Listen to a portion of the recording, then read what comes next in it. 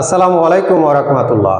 Alamgir coaching YouTube channel, Facebook page, Facebook group, ইনস্টাগ্রামের পক্ষ হতে সকলকে জানাই সুস্বাগতম। সুপ্রিয় শিক্ষার্থী, আশা করি তোমরা ভালো আছো, সুস্থ আছো। আমিও তোমাদের দোয়ায় আল্লাহর রহমতে ভালো আছি।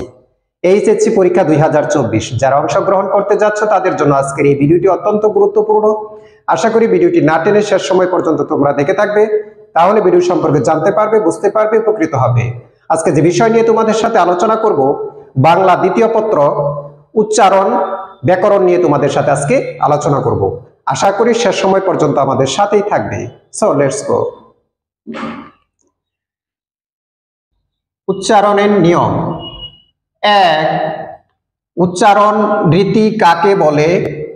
বাংলা উচ্চারণের 5টি নিয়ম লেখো। 2.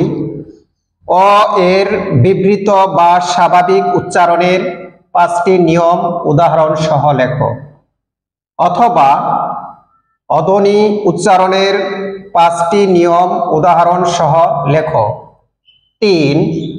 উদাহরণ সহ এ স্বরধ্বনি উচ্চারণের 5টি নিয়ম লেখো। 4. উদাহরণ সহ বফলা উচ্চারণের 5টি নিয়ম লেখো। 5. মফলা উচ্চারণের নিয়ম উদাহরণ সহ লেখো। 6. বাংলা শব্দের আদ্য অ কারের উচ্চারণের 5টি নিয়ম উদাহরণ সহ লেখো। 7. অন্ত অ এর উচ্চারণের 5টি নিয়ম উদাহরণ সহ লেখো। সুপ্রিয় শিক্ষার্থী, বাংলাদেশে যে কয়টি শিক্ষা বোর্ড রয়েছে প্রত্যেকটি শিক্ষা বোর্ডে এই কয়টি প্রশ্ন থেকে 100% কমন পড়বে ইনশাআল্লাহ। ভিডিওটি যদি তোমাদের ভালো লাগে, তোমাদের পছন্দ হয়, তাহলে নিজেরা মনোযোগ সহকারে দেখবে।